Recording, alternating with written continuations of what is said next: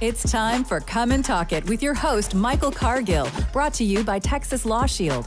Over the last decade, Michael has championed and supported the rights of law-abiding Texans to own and use firearms. He is the owner of Central Texas Gun Works, a veteran of the United States Army, and has achieved national exposure in such prestigious media outlets such as Forbes Magazine, Fox Business News, CNN Money, AOL, BBC World News, Huffington Post, and the New York Times. Cargill vigorously defends lawful gun ownership in this country without regard to party politics. And now, here's Michael Cargill. Good day, Austin, Texas, the live music capital of the world. Let's praise the Lord and pass the ammunition. All right, so today's show, I want to talk about bump stocks. I want to talk about the case that the Supreme Court, I don't know if you heard this or not, earlier this week, the Supreme Court denied to hear actually two cases that reference bump stocks. We're going to talk about how that affects bump stocks. How does that affect Michael Cargill versus the Department of Justice? Also, we have on Skype Gil. He's going to talk to us about Expedient Medical Pouch. Going to find out what that is, and we're going to talk about how and what you should do to protect yourself or to take care of yourself after a shooting, or maybe someone else. Also, a cop shoots a kid eating a hamburger.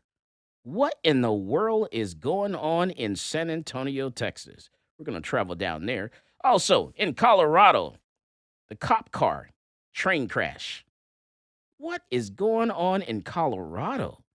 Good Lord, we're going to go there too. Alec Baldwin reached a settlement. What? Already? I need someone to go to jail. Also, Tinder date. And guns? We're going to talk about what that means. And also, it just doesn't stop. A machete, Las Vegas stabbing, U.S. gun deaths. San Antonio, we're going to go, this San Antonio cheeseburger, I can't get this out of my head. What in the world is going on in San Antonio? A school axe attack? Someone used an axe at a school? And Kanye West, he hates Jews? Man, he is so going to get canceled. He don't even know, but he's going to learn today, let me tell you. And Breonna Taylor, you mean to tell me the cops in the Breonna Taylor shooting falsified the warrant? It's time for someone to go to jail.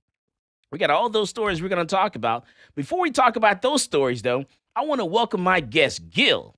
Gil is a Marine. And he has a product called the Expedient Medical Pouch. We're going to find out about that. I want to talk about your background, Gil. I want to talk about how did you design this? How did you come up with this product here? And how can this product help us as regular Joe and Jills on the civilian side of the house? Gil, welcome to Come and Talk It, sir. Hey, thank you very much. It's a pleasure to be here. I appreciate you guys wanting to have me on and reach out to learn more about some of our stuff. So absolutely. So, Gil, tell me your background. Where'd you come from? What part of the country are you in right now? I'm currently in Tennessee, right outside Nashville. That's where the company's located. That's where I'm located. Did some time in the Marine Corps. Did 5 years in the Marine Corps. Over two of that was with the Presidential Security Team. Up at Camp David. So I was a React Force commander up there and had a great time, had a lot of fun. Yeah, you had a lot of time to think about what you want to do afterwards, huh? Yeah, absolutely. Absolutely. Still knew I wanted something in the industry and, just kind of took what I learned from the military and brought it over to the civilian side. So. Nice. All right. So you have this Expedient Medical Pouch. What is this? So it's basically consulting with some guys, some friends of mine over at SOCOM within different areas inside that realm.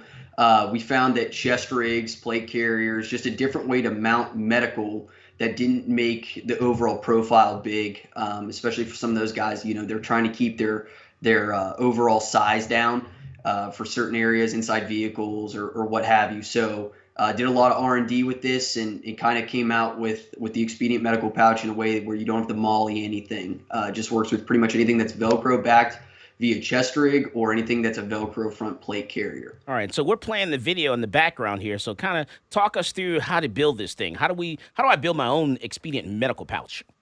Yeah, so basically there's two options you can get. You can get the stocked kit, which we do all the work for you here. That's the easiest way. The other way to do it is if you buy an empty kit. The video that you're seeing now, that teaches you how to stock it. You don't have to use those components. I just tell people to keep in mind the medical kit was designed around those components. And what we found was these are the common components that are within the military and other law enforcement agencies. So that's what we kind of spec'd the kit around for the basic profile and stuff like that. Everything you need to treat gunshot wounds or mass casualty is within that kit. Okay, and then so talk us through how to put this together, because the video is playing in the background here, and you're actually you're showing us. So I want you to talk, talk me through this here. Yeah. So what you're seeing right now is the skid, and the skid is actually organized. So on one side of the skid you have your airway, and the other side of the skid you have like massive hemorrhage and stuff like that. So the days of kind of ripping a medical pouch open and just like kind of letting things go everywhere are kind of in the past. We want to know where everything is, and we want it compartmentalized. It makes really the deployment of it easier. So you can see right now I'm stocking the airway side of things. You have your chest seals, your NPA. On that side as well, you have your TCCC card for marking what you have done with the casualty. Now remember, I'm a civilian, and so I never joined the military. So what are some of these acronyms? Yeah, so your NPA is basically your nasal pharyngeal airway. That's what goes through your nose, supplies an airway. Chest seals are for any puncture to the chest cavity within that pleural space. So you put those chest seals on. We use two, one for an entrance wound, one for an exit wound. Should there be one, there's not always an exit wound. So that's kind of the stuff we do there. Combat gauze, what you see me stocking now, is basically for massive hemorrhage. It has a hemostatic agent built within the gauze. So you start with that, backfill with your normal compressed gauze. So you'll see me right now, I'm grabbing that normal compressed gauze and putting that in there.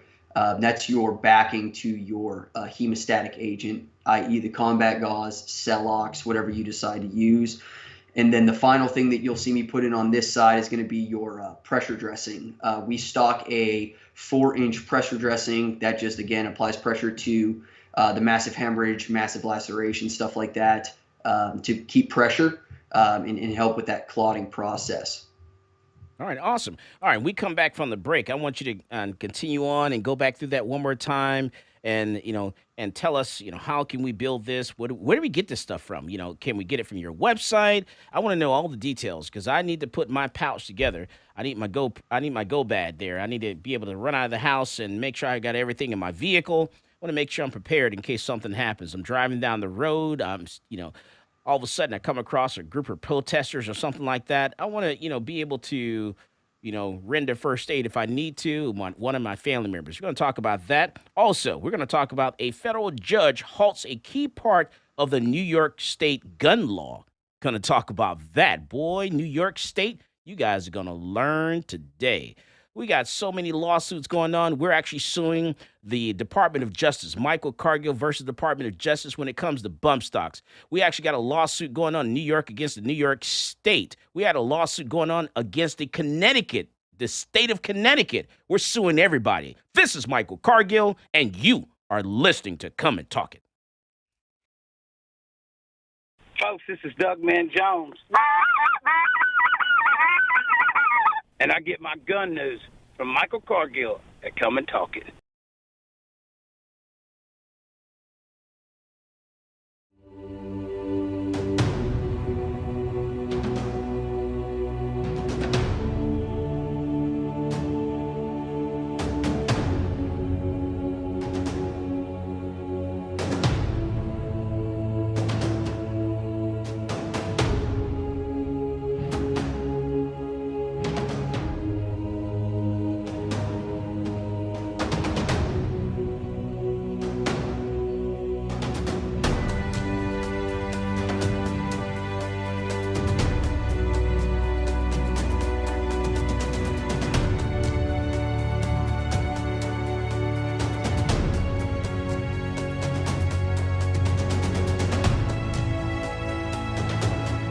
I'm a U.S. Army veteran with a strong sense of duty and respect for our system of government. After 12 years, I was honorably discharged and decided I would fulfill the American dream of entrepreneurship and open up a gun shop in Austin, Texas. At my shop, I teach people to be law-abiding and how to safely use their firearm. On page 46, going to talk about Penal Code Section 46.02. The day that ban went into effect, I went into my local ATF in Austin and turned over my bump stock because I'm a law-abiding citizen. But I wasn't going down without a legal fight. So that's why I reached out to NCLA. NCLA is representing Michael Cargill because federal agencies do not have the power to rewrite statutes. Bump stocks are not machine guns. If Congress wants to change the law and ban bump stocks, it certainly can do so. But we can't have the executive branch rewriting a statute and putting people in jail for up to 10 years. It's a problem because, this government agency has said, you know what, something that is legal is now illegal, and we're going to confiscate it from you, and we're not going to compensate you for it, and you're going to become a criminal. The goal of our case here is to tell the ATF that they can't get away with this kind of administrative lawmaking. This isn't constitutionally permissible, and this goes against everything that our nation was founded on. The bump stock ban turned innocent law-abiding citizens into criminals overnight, even though they were compliant with the statute. And that's not right. This case is not about where you stand on bump stocks. It's about the rule of law. It's about whether an agency can rewrite a statute and turn a law-abiding citizen into a criminal. If the ATF can ban bump stocks, any agency can ban anything.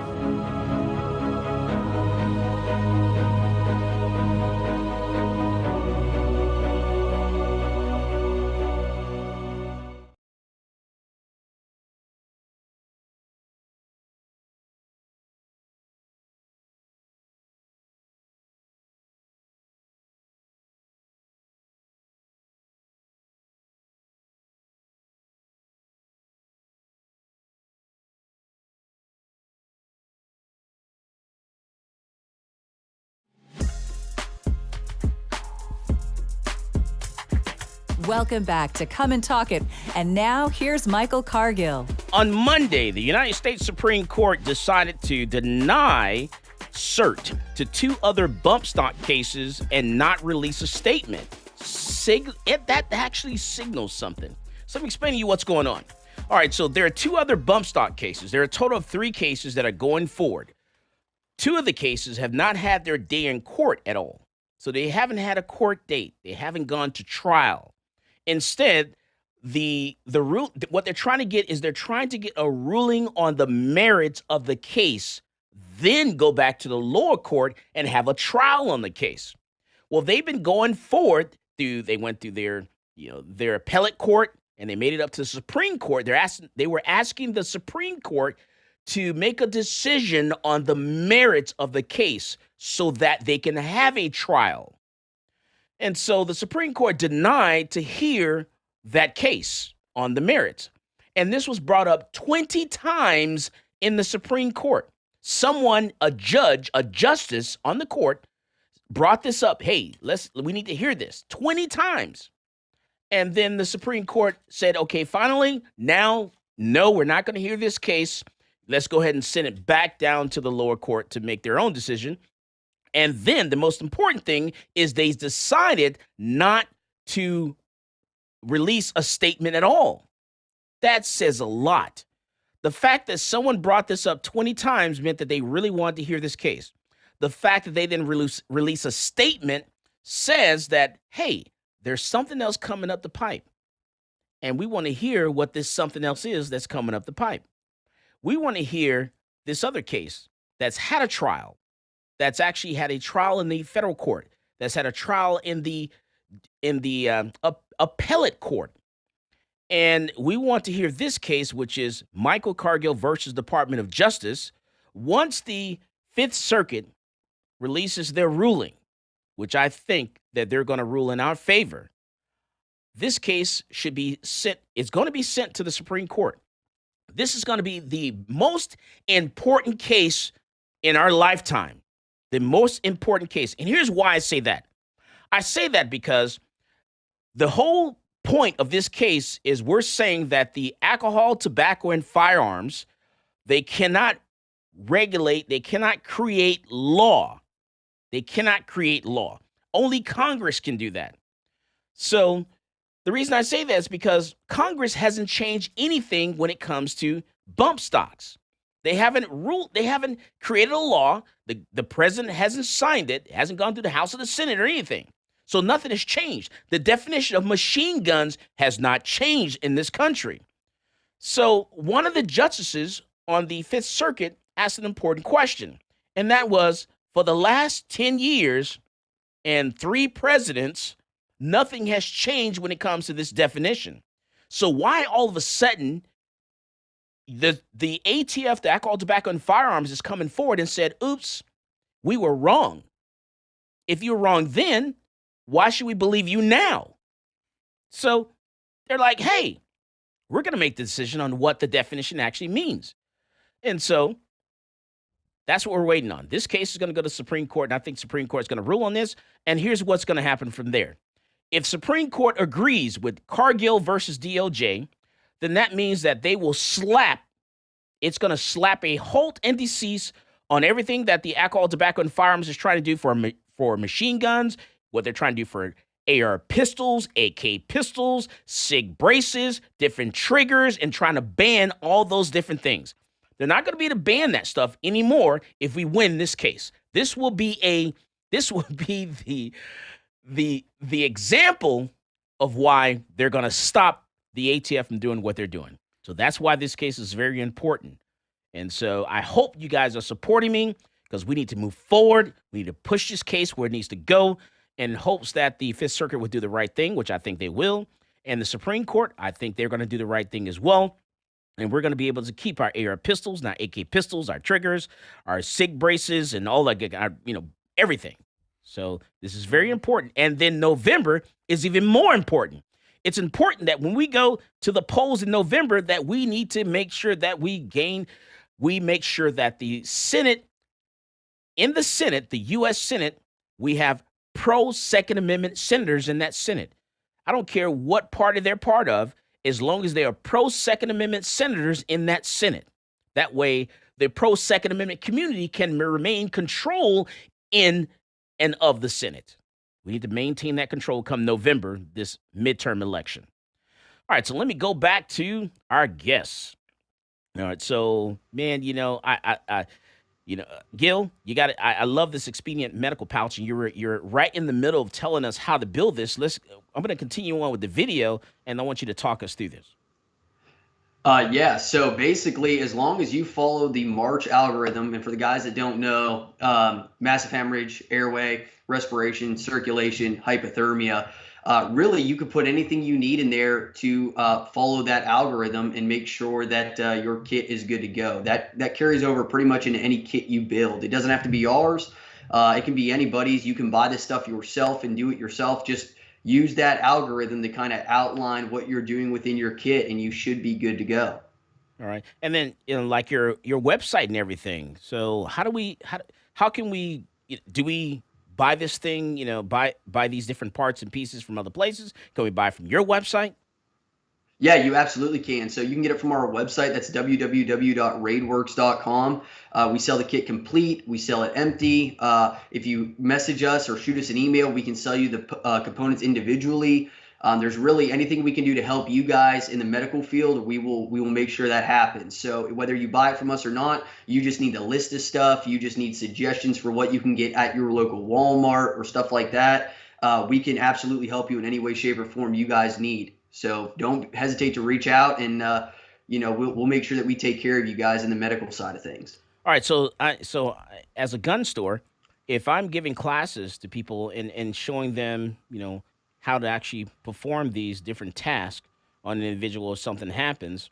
So as a gun store, I can actually go to you and actually purchase this stuff, and then, maybe get it from you like a wholesale price or something like that, and then sell it retail maybe.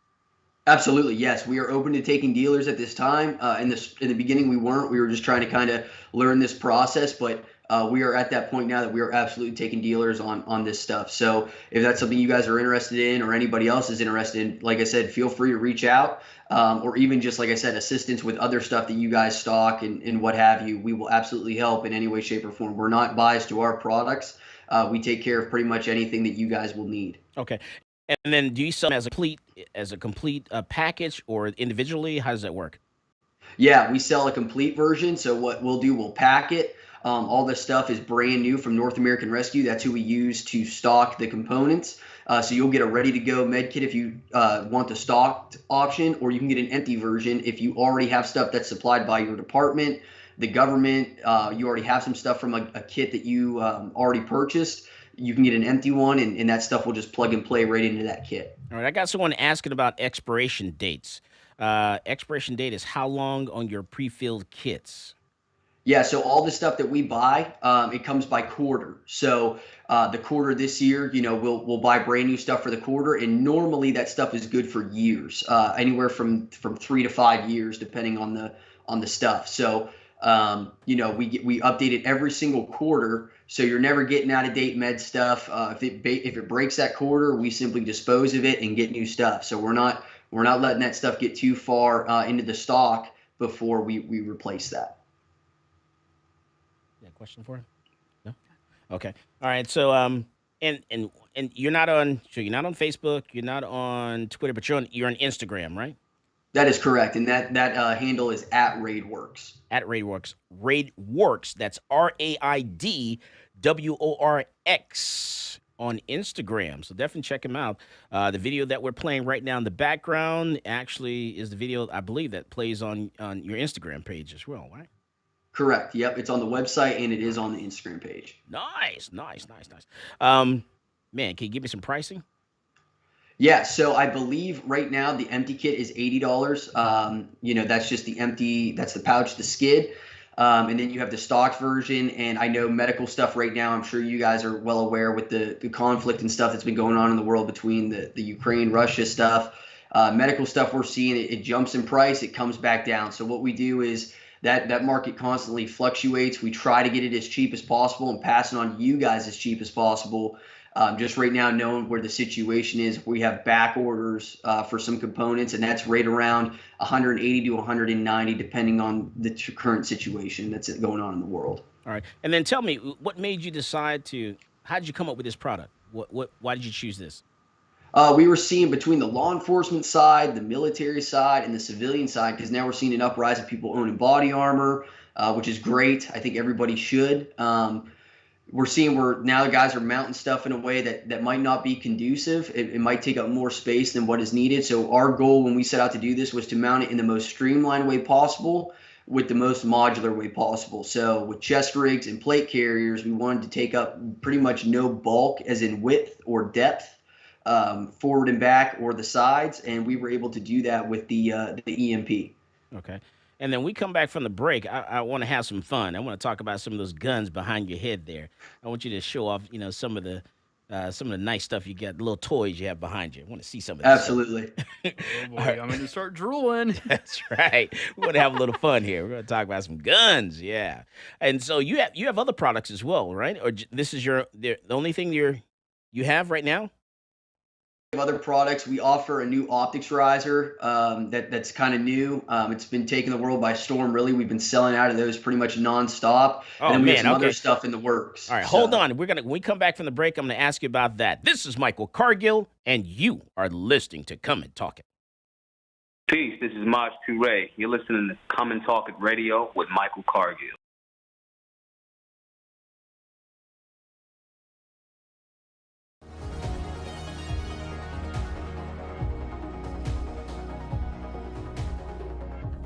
Whether it's a typical traffic stop or you're just involved in a use of force incident, encounters with law enforcement can be scary and stressful.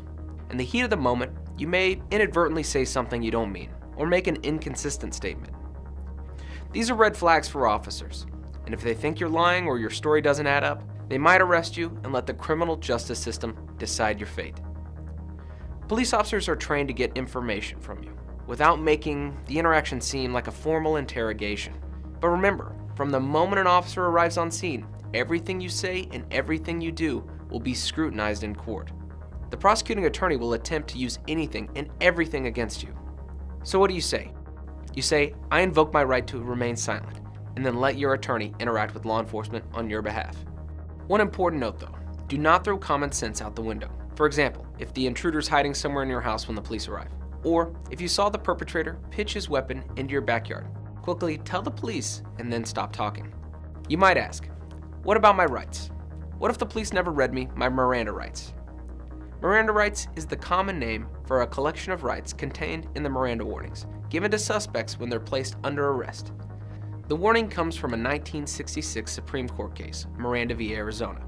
In that case, the court held that statements from a custodial interrogation would not be admissible unless proper procedural safeguards were in place to protect the defendant's Fifth Amendment rights. We've all seen these warnings on TV and movies. You have the right to remain silent. You have the right to have an attorney. Anything you say can and will be used against you in a court of law, and so on. So do police have to read you your rights? No. It's important to note that officers are not required to read you these rights unless you're in custody and subjected to interrogation. If the police show up to a crime scene and start asking you general questions and you voluntarily tell them everything that happened, those statements can be used against you regardless of the Miranda warnings because you're not in custody. If you're put in handcuffs but you say something Welcome back to Come and Talk It. And now here's Michael Cargill.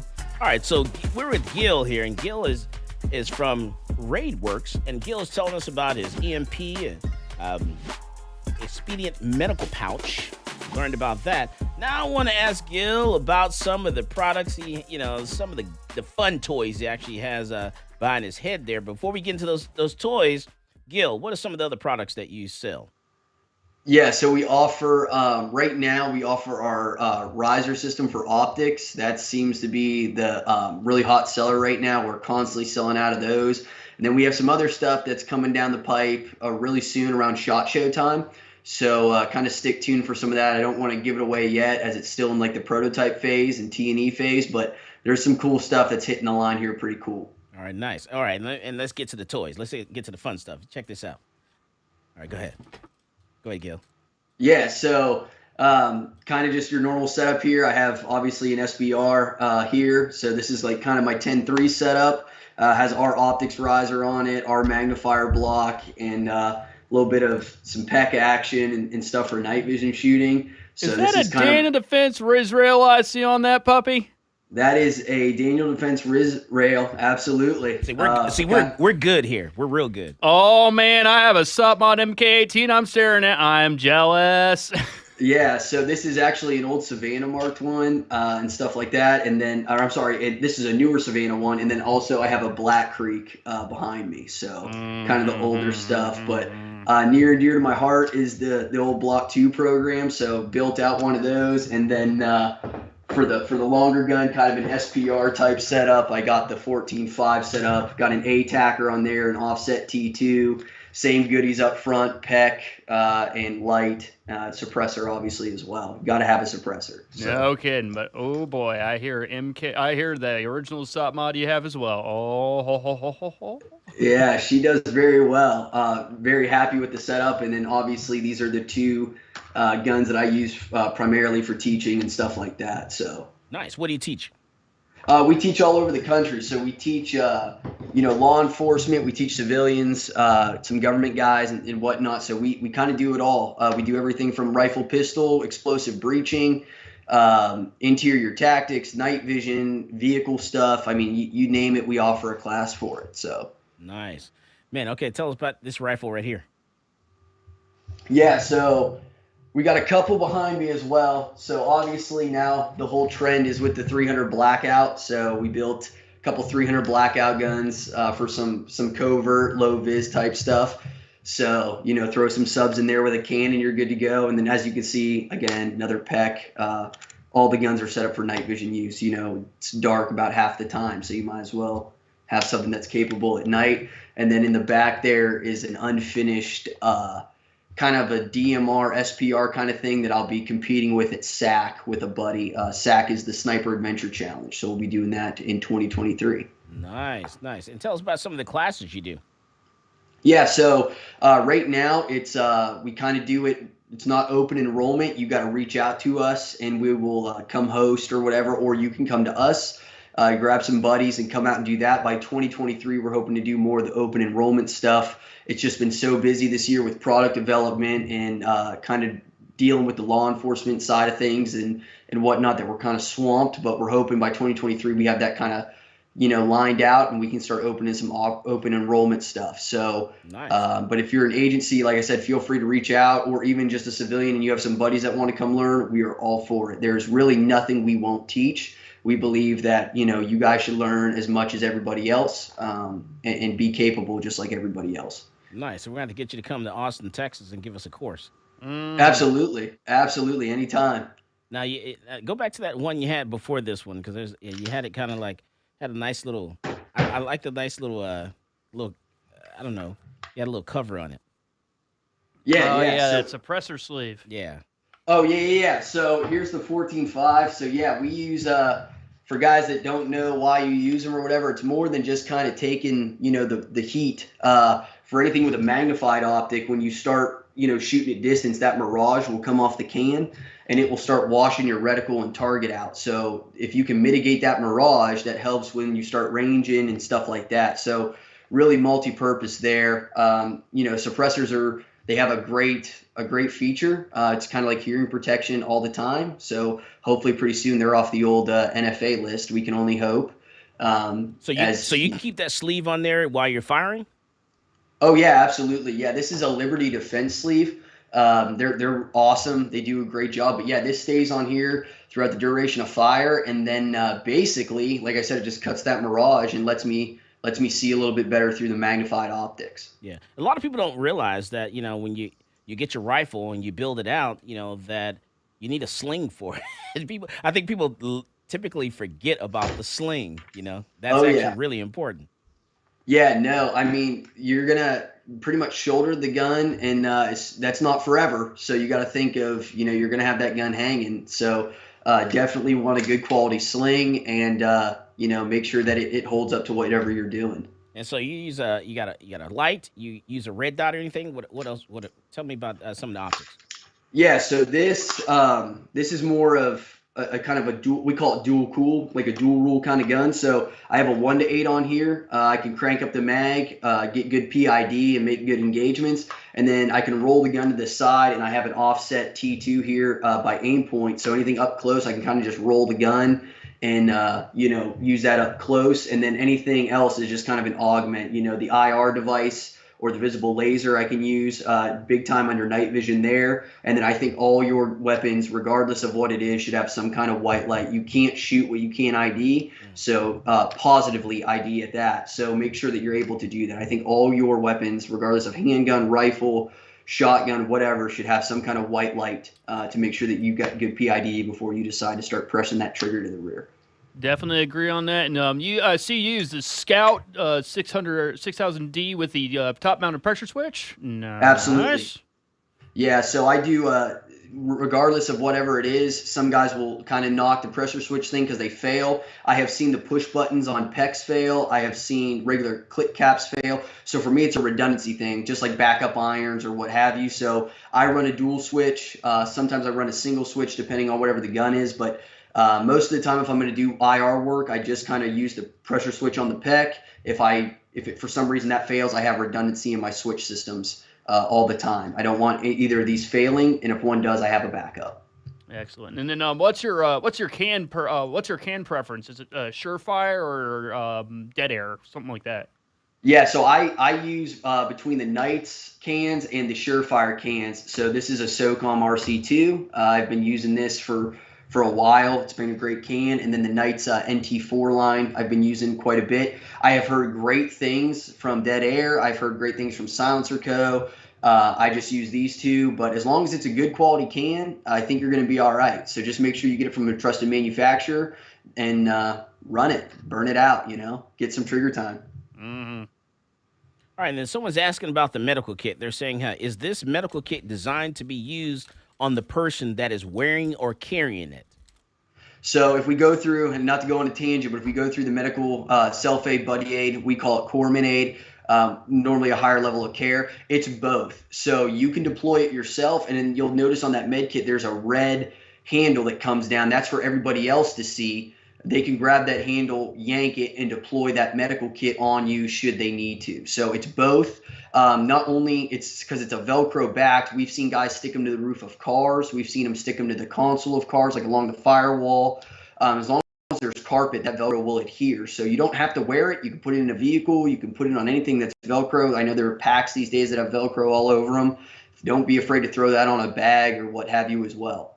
All right, and that's what you really should do. You need to use that person's medical kit on that person that you're working on, rather than use yours. Use yours, then you're not going to have anything once you need it for yourself. Yeah, absolutely. So if you can deploy that individual's kit, by all means do it. That's why we have the identifier on there, and there's also IR identifiers. So you can dual market. The cross and the actual patch itself are two separate pieces.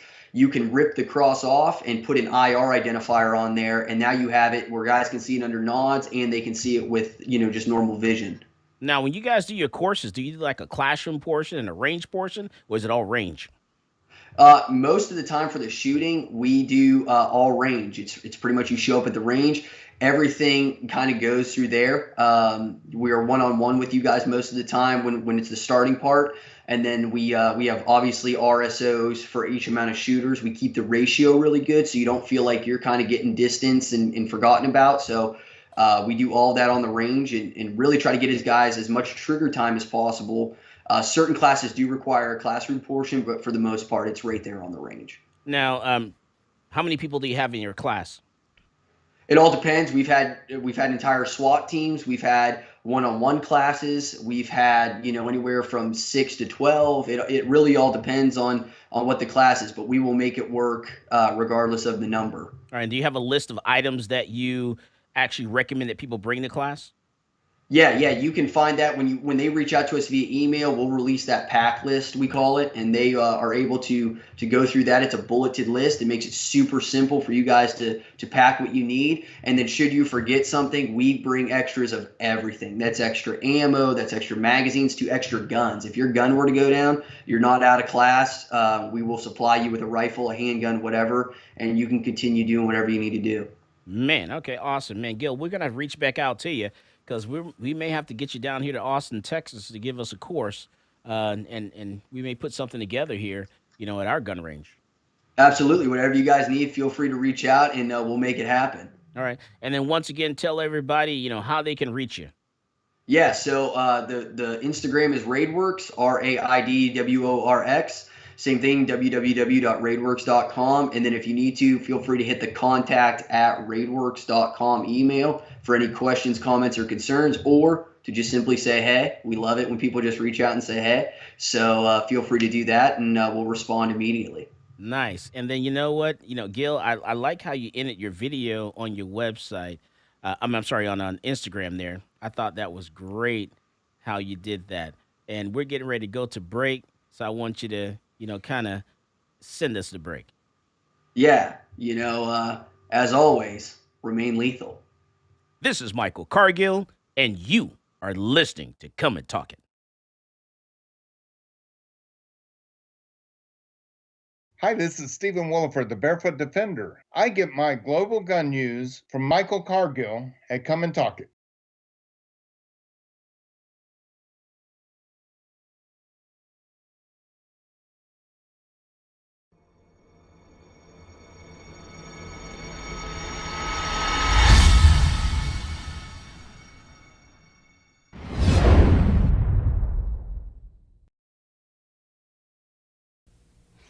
Hello, my name is Edwin Walker. I'm an independent program attorney with Texas Law Shield.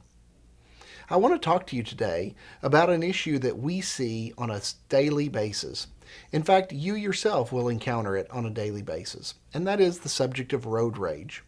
I am sure that you have all seen road rage. You may have actually been involved in a road rage incident. Now, if you're a responsible gun owner, I'm going to give you a few words of advice on how to react when you find yourself in one of these unfortunate road rage incidents. While on the roadways, we all observe something that makes us upset.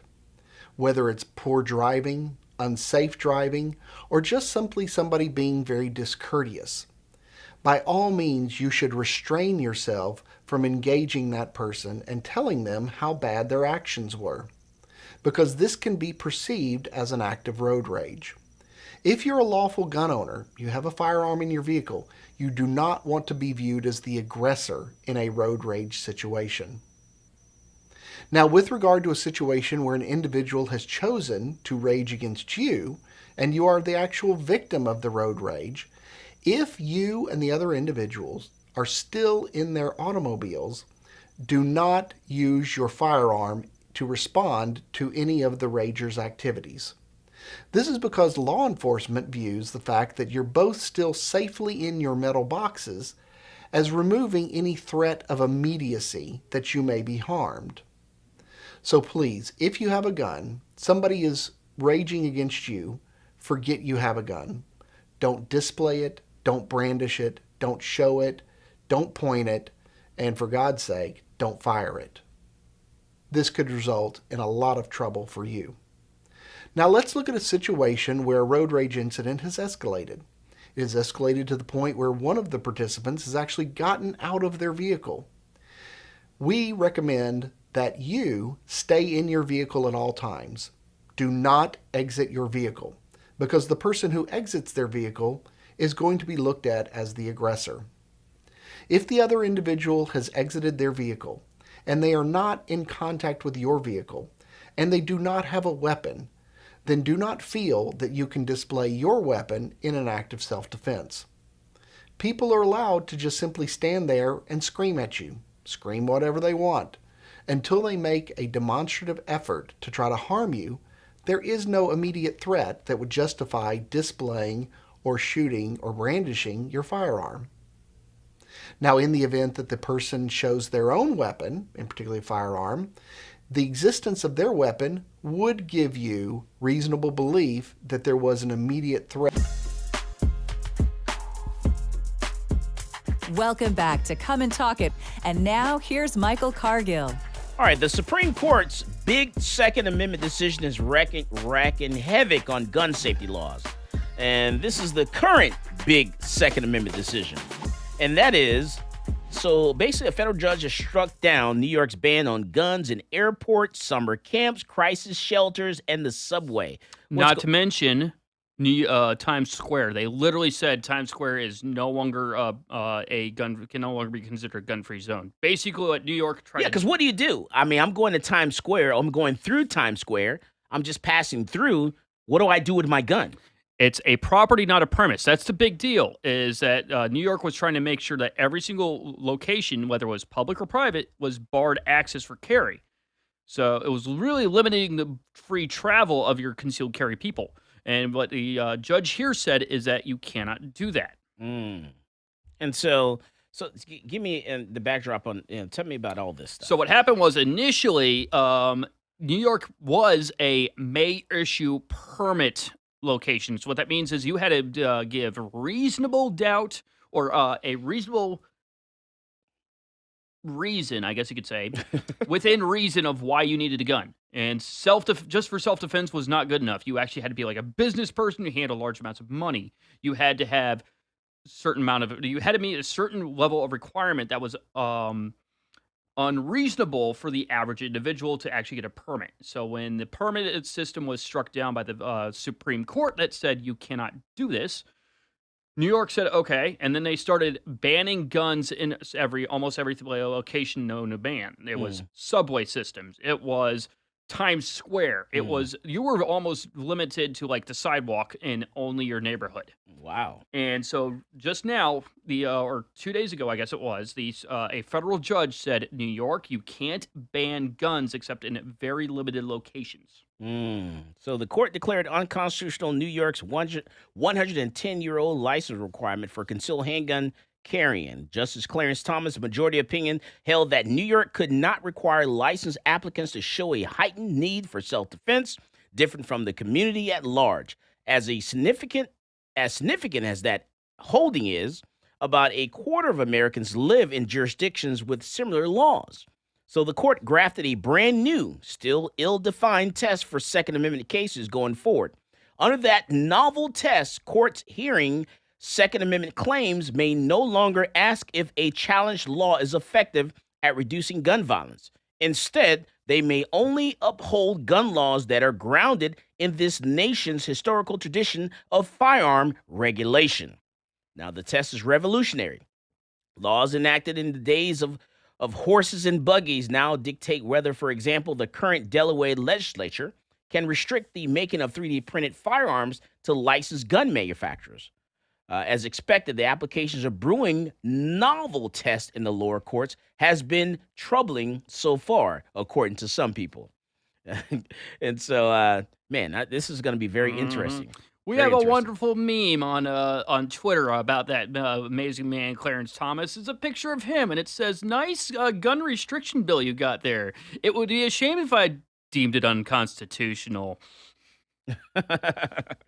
Oh man, I tell you, it's gonna be great. I am so looking for that bump stock ban getting lifted up when the Supreme Court takes a look at that thing. And that's why elections matter. It matters. You know, this midterm election is so important because we need to make sure that we keep Congress from creating any new gun laws. That's very important. So we need to get rid of some of the anti-gun, senators, and need to make sure that the U.S. Senate stays pro-Second Amendment. And if we can make sure they stay pro-Second Amendment, then no new gun laws will pass. Yep, and not to go on a tangent or anything, because good Lord, am I in love with my Mossberg 500s. Everybody who knows me on Twitter knows I'm a 500 simp, but when a SOP mod clone like that was just shown, I get all drooly because she was my first favorite.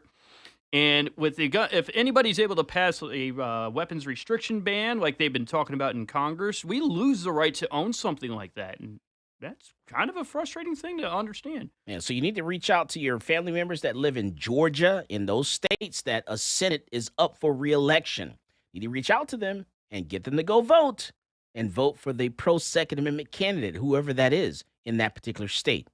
Because this election, I cannot stress this to you enough, this election is the most important election for the next 2 years. Come on, man. And this can affect you. If we lose this election, we're going to lose a lot. So you better reach out to your family members in other states that are voting on a senator, a U.S. senator, to make sure that they go out and vote. Yep, I mean, Brandon's already licking his chops. As a matter of fact, he went in. He went in and if I remember correctly, he actually pardoned a bunch of federal felonies on weed possession. And why he did not do this earlier on is probably an indication that this is a power move to try to keep himself in office. It shows how desperate they are. This is a desperate move to keep control of the House and the Senate. Desperate. This is the last-ditch effort. Now, I will actually put in this caveat. Most of the time when I actually see a pardon occur is right before an election. So this is a dirty-handed move in my mind that both parties play. So don't quote me, don't at me, don't text me, don't write me when I say that. But I consider a pardoning right before an election to be a dirty trick to try to gain votes. If I'm going to pardon anybody, I want to do it right after I either got into office or maybe in the middle of my term, not towards the end or election. That seems pretty sus. Let's go to Odessa, Texas. Odessa, Texas. A suspect accused of choking 2 infants after forcing his way into Odessa. Now, this is not in our doc here. This is not in our show doc. But this is news. Yeah, this is news here. So a suspect accused of choking 2 infants after forcing his way into Odessa hospital nursery. This is insane. What's up with this, Matthew? I have no idea what this guy was up to or what was going on through his mind. I know his girlfriend or his fiance was already in the middle of labor, and I guess he just flipped out. But still, this is insane. Especially since he fought off security guard and tried to keep going at it. So an 18-year-old was arrested Monday night accused of forcing his way into Odessa Regional Medical Center. Marcus McGowan Jr. is charged with 2 counts of attempted capital murder, possession of a controlled substance, attempt to take a weapon from an officer, assault of a public servant, and resisting arrest, criminal trespass, and assault. McGowan forced his way into the nursery and began assaulting patients and staff. McGowan was visiting the hospital while his girlfriend was in labor when nurses told police he started acting strangely. Nurses told police he approached the nurse's station in labor and delivery and grabbed one of the nurses by the arm. He was told to leave. But according to the affidavit, he was then seen running back and forth in the hallway, described as odd and unreasonable. Later, McGowan ran at full speed at one of the registered nurses there in the hospital, and at also, a mom who was being released from the hospital holding a newborn baby in a carrier. And according to the witnesses there, they say, hey, he was screaming, yelling, shoved the nurse there while trying to get into the nursery. What are you going to say? I will say this. You don't need a gun to hurt somebody. Asphyxiation of a toddler, especially if they turn blue and with oxygen loss at that early brain level stage, can be catastrophic or even detrimental to development of a proper human at that point. And not to mention shaking a kid at that age, shaking a baby, you're causing major brain trauma at that age. Yeah. And so, this is insane. Komodo dragon pin. If he does get convicted, please. I'd love for him to feed some animals. All right. So, man, just some crazy stories that are going around. And what about the one with the firearm policy? Oh, so this is actually in line with what's going on with the bump stocks. So besides my boss, he is the owner and operator of Central Texas Gunworks. I am the moron / dork / geek / nerd / anime respecter behind the counter of Central Texas Gunworks. But I also am I'm also a major follower of Firearms Policy Coalition, partially because unlike the NRA, who tends to kowtow towards the anti-gun style, Firearms Policy Coalition holds no punches. You all are amazing.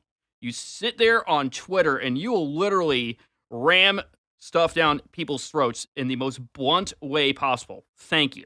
And what they got to have happen was the ATF was trying to rule a receiver definition change that would cause the 80% receivers to become basically required for serialization prior to being sold, even though they're unbuilt. Plus, they would have to be serialized if they were being gunsmithed by a proper armorer, even though they were coming in as a just for simple, like maybe a trigger swap. Maybe, how many times have we had one of those come on into our shop for like simple stuff like a sight-in?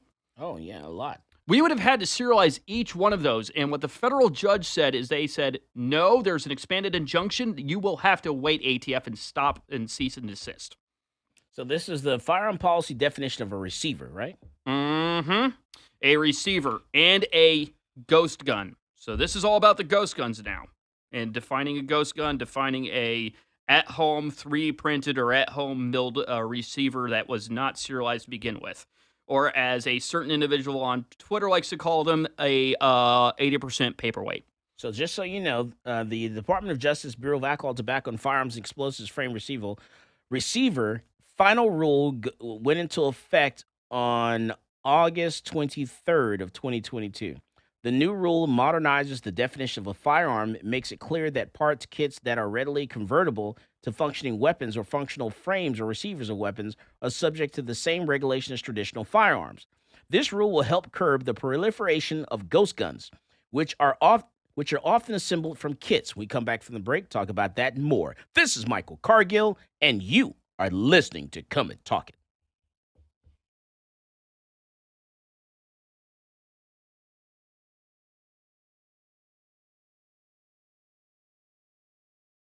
He didn't act that way. He never flinched. He went for his pockets. And when he went for his pockets, I thought my heart was going to stop. I mean,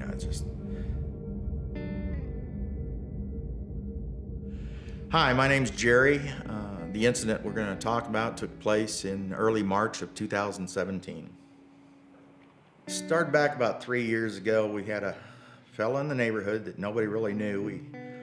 We weren't familiar with him, and he was pretty regular about speeding up and down the street. It escalated into more speeding, threats.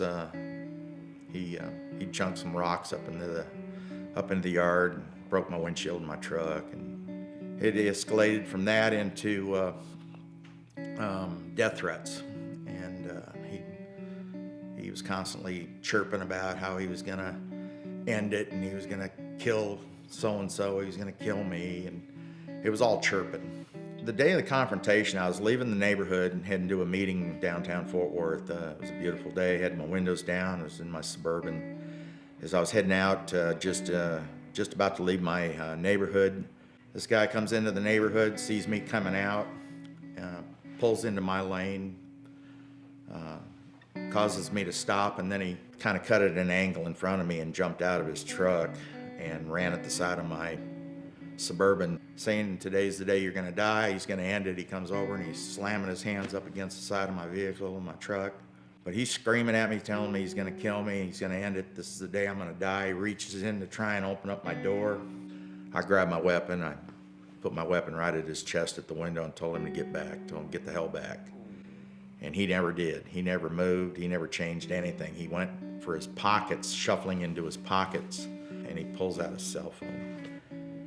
I drove off around and called 911 before I got to the end of my street. Yeah, I've carried a weapon for pretty near 20 years, and I've never had to pull my weapon out. Now, I can tell you that when you do that, it's the emotions are incredible. You feel the flush come through your body because you just pulled a weapon on somebody, you're pointing a gun at somebody, and they don't move. And that's a whole nother, they didn't say, "Whoa, stop," like anybody that you'd think would do that, but he didn't act that way. He never flinched. He went for his pockets, and when he went for his pockets, I thought my heart was going to stop. I was actually told that if he would have pulled out a gun, he'd have shot me before I could have actually pulled the trigger, and that's pretty awakening. I contacted Texas Law Shield and spoke with them and got a statement that I wrote, and I turned it in the following day. And it was subsequent to that I was told that I was going to be arrested for deadly conduct, and Texas Law Shield stepped up to the plate, and they got in my corner and handled it from there. Factually, the case was unique because Jerry never got out of his vehicle, but was still forced to pull his weapon and defend himself. And you don't see that often. Usually, a self-defense case, both people are outside the vehicle. Welcome back to Come and Talk It. And now here's Michael Cargill. All right, so let's talk about this frame and receivers here. All right, so the ATF's intentionally vague frame and receiver rule is impacting businesses and gun rights. So it's like they're trying to force us to file a lawsuit to shut them down, or they're hoping that we won't file a lawsuit and spend this money to be able to to show that it is legal for us to do this stuff. So companies selling 80% receivers and other homemade firearm parts have been getting uncomfortable calls and questions from their credit card firms and payment processors. Now, this is a story out of Truth About Guns. Man, you got to definitely go to this website, Truth About Guns. They do some awesome reporting when it comes to the Second Amendment. Now, the Grid Defense, formerly Ghost Firearms, which is located in Daytona Beach, Florida, got a call from their MasterCard payment processor on Wednesday of September. And they were told, we were told we may be violating some of their policies regarding ATF's new frame and receiver rule. And just so you know, the credit card companies are sending an email with a DocuSign document for gun, if they know that you are a manufacturer or retailer, seller of firearms, they're asking you to sign and acknowledge, the new rules or whatever it is. And honestly, I refuse to sign that stuff, so I ignored them. So I'm going to force them to cancel my account because I'm not signing it. You can't force me to sign some document. And, I'm a sporting goods store. I'm a safety store. It's all about safety for me. You know those little 20s that you have in the back of your sock drawer? Might want to start pulling those out instead of swiping that piece of plastic. The ATF is not being clear about their frame and receiver rule, which went into effect in August. So they're causing private companies to be confused about their ruling, and it is going to negatively affect the industry, the gun industry. ATF likes to muddy the waters with confusion, and it's starting to affect American commerce and the Second Amendment. And so hopefully, these large financial companies choose to support the Second Amendment.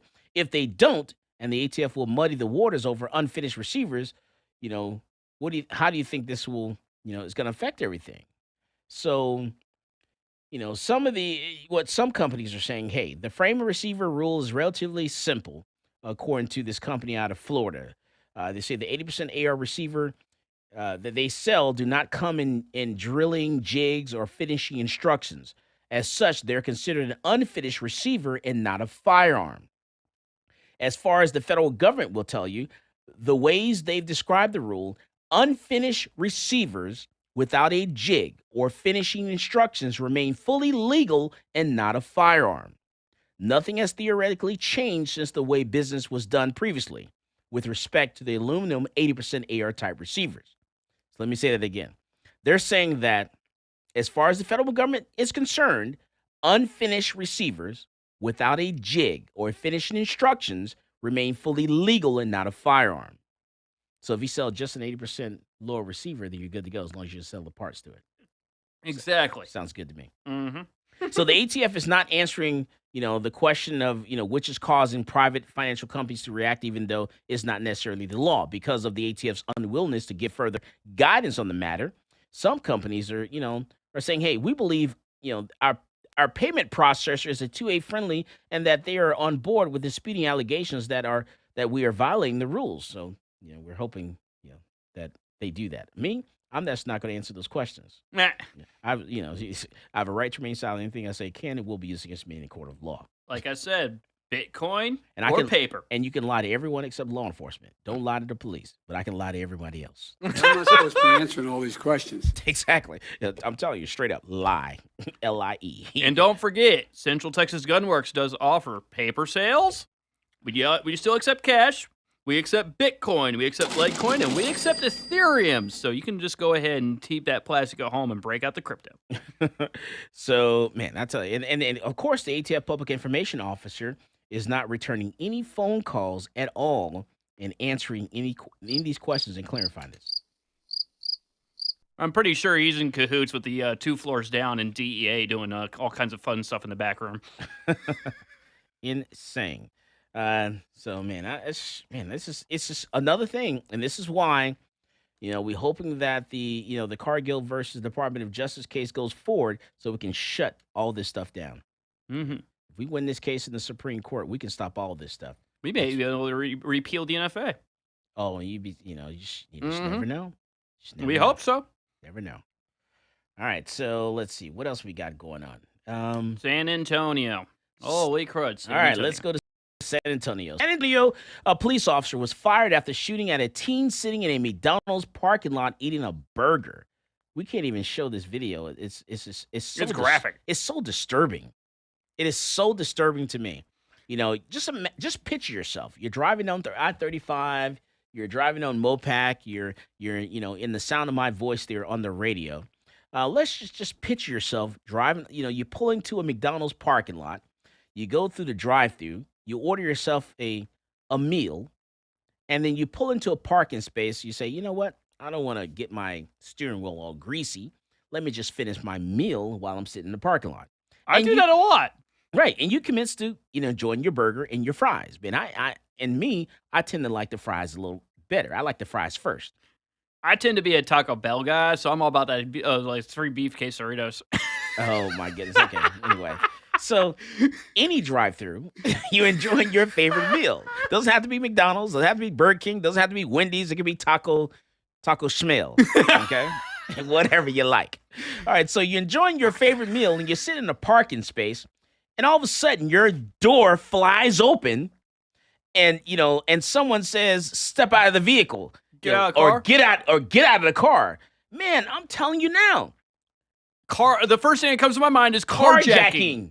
No, They haven't announced themselves. It's a and to my mind, that's carjacking. Holy Your crap. brain is not even registering that's a cop. You're just thinking, oh my God, this person is trying to rob me. So you immediately, you react. You throw the car in reverse, you throw it in drive, you do whatever you can to get the heck out of there. And that's what this kid did. I mean, this person opened the door and says, get out of the car. He immediately, all he saw was like a light, a flash, like a flashlight. He couldn't even make out the image of a cop that was standing there. So he immediately threw the vehicle in reverse, backed up and tried to take off. And this cop just blew him away. Actually, he survived. The most disturbing thing I've ever seen ever. It's it's nearly a full magged up. I mean, this officer probably put almost a half a magazine of a full-size handgun into that car door window, just to give you an idea. And most importantly, I actually watched a bit of the news conference about this. Officer called for backup and didn't even bother to wait for the backup to show up before he even initiated what he did. And so absolute breaking of protocol, by the way. So San Antonio, this happened in San Antonio, Texas. This was in San Antonio, Texas. Oh, I'm sorry. Let me make sure. Yeah. This was in San Antonio, Texas. Did I say that right? I think you did. I heard San Antonio, Texas. Okay, just making sure. Or Tejas. Right, Tejas. The officer, still in his probationary period, was fired after he shot at and injured a 17-year-old boy. This was a 17-year-old kid in a drive-thru.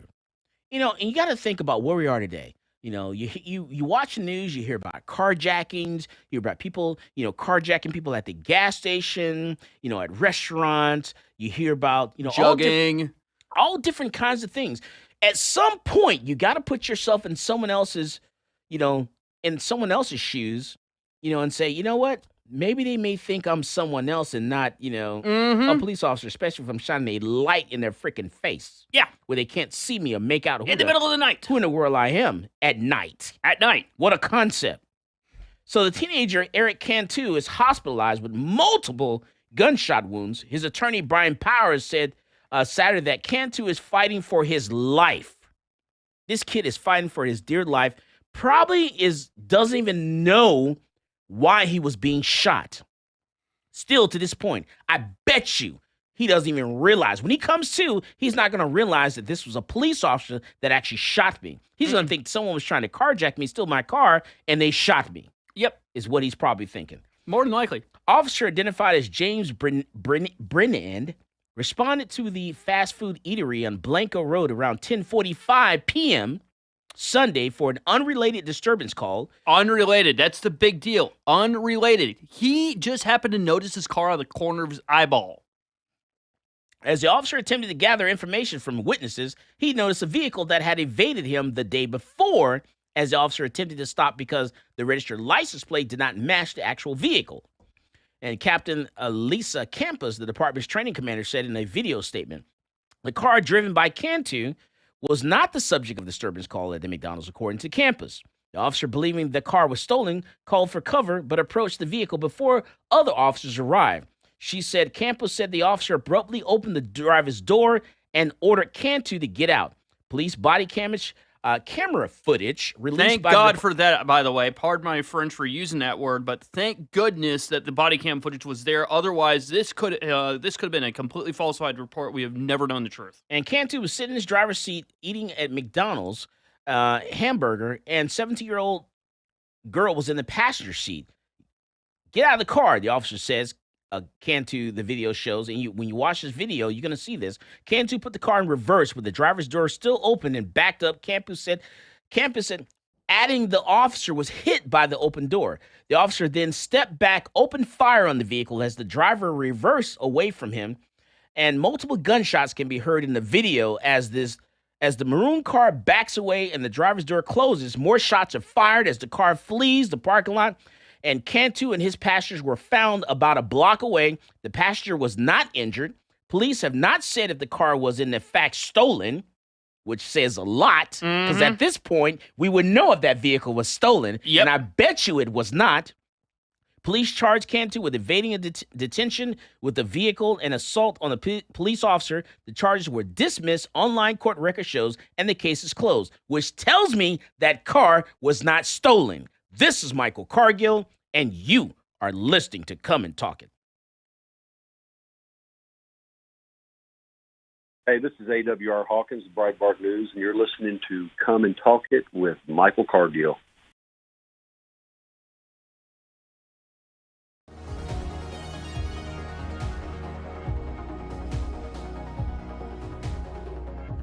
Whether it's a typical traffic stop or you're just involved in a use of force incident, encounters with law enforcement can be scary and stressful. In the heat of the moment, you may inadvertently say something you don't mean or make an inconsistent statement. These are red flags for officers, and if they think you're lying or your story doesn't add up, they might arrest you and let the criminal justice system decide your fate. Police officers are trained to get information from you without making the interaction seem like a formal interrogation. But remember, from the moment an officer arrives on scene, everything you say and everything you do will be scrutinized in court. The prosecuting attorney will attempt to use anything and everything against you. So what do you say? You say, I invoke my right to remain silent, and then let your attorney interact with law enforcement on your behalf. One important note though, do not throw common sense out the window. For example, if the intruder's hiding somewhere in your house when the police arrive, or if you saw the perpetrator pitch his weapon into your backyard, quickly tell the police and then stop talking. You might ask, what about my rights? What if the police never read me my Miranda rights? Miranda rights is the common name for a collection of rights contained in the Miranda warnings, given to suspects when they're placed under arrest. The warning comes from a 1966 Supreme Court case, Miranda v. Arizona.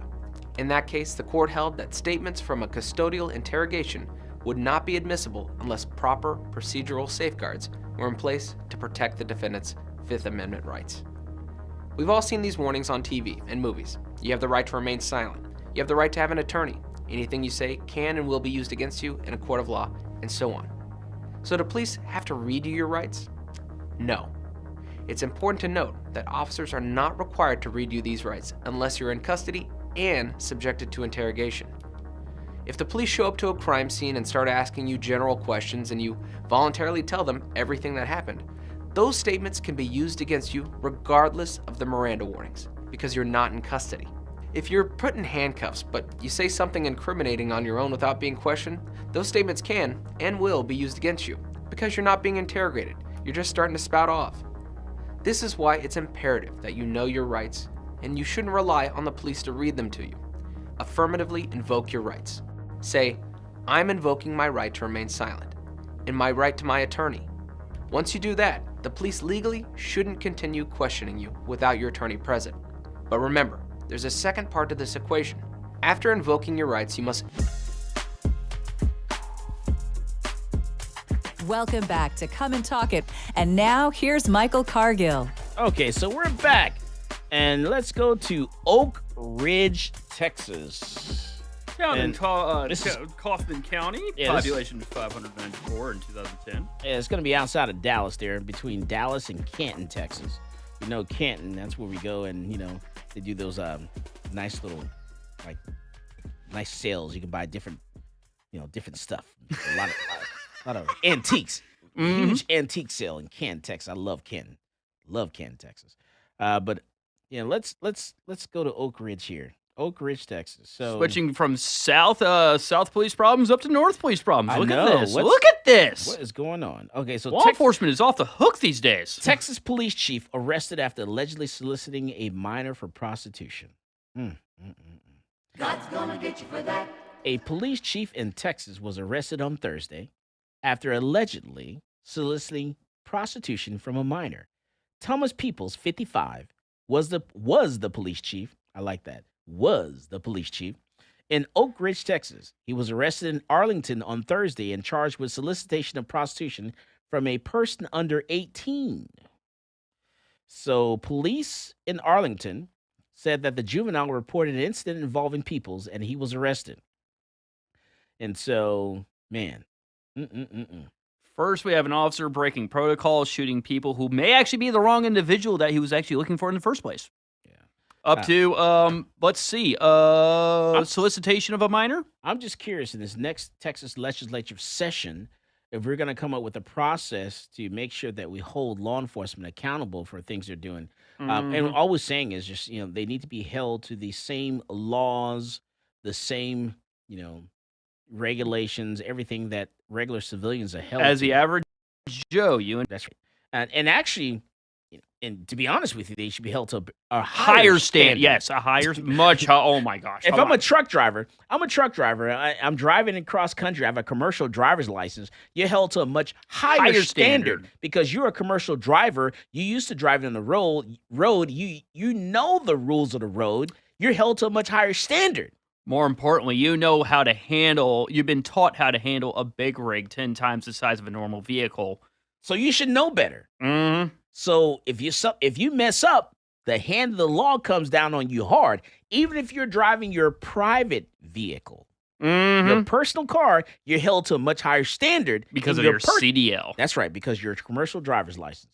So it should be the same thing for law enforcement. But I'm not even saying that. I'm not even going to go that far. I'm not going to say hold them to a higher standard. I'm just saying hold them to a freaking standard. Exactly. That's all I'm saying. A standard. A standard. Who was the representative, the guy running for office, who wanted to do accountability for law enforcement? Who was that again? In District 1. District 1? No, District 2. District 2. Oh, so you got me. You caught me off guard there. I totally forgot. Sorry, he forgot his name. He forgot your name, whoever you are. He's an absolute baka sometimes, I swear. Baka meaning dummy in Japanese. You'll have to forgive my anime fixation.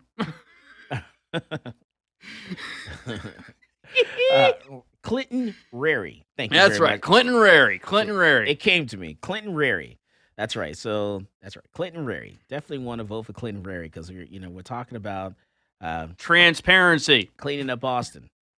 Yeah, that's right. Beatings will begin once the camera goes off. Hey. All right.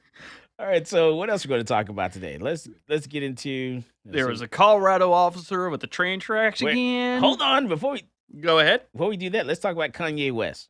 What about Kanye West now? Kanye says something about the Jewish community. You just can't do stuff like that, Kanye. You can't do that. You can't do that. Okay. Here, you know how it works in those communities. You can only make fun of yourself and those in the members in the community. We can do that. I can do that. I am part Jewish. I can get away with making boxcar jokes.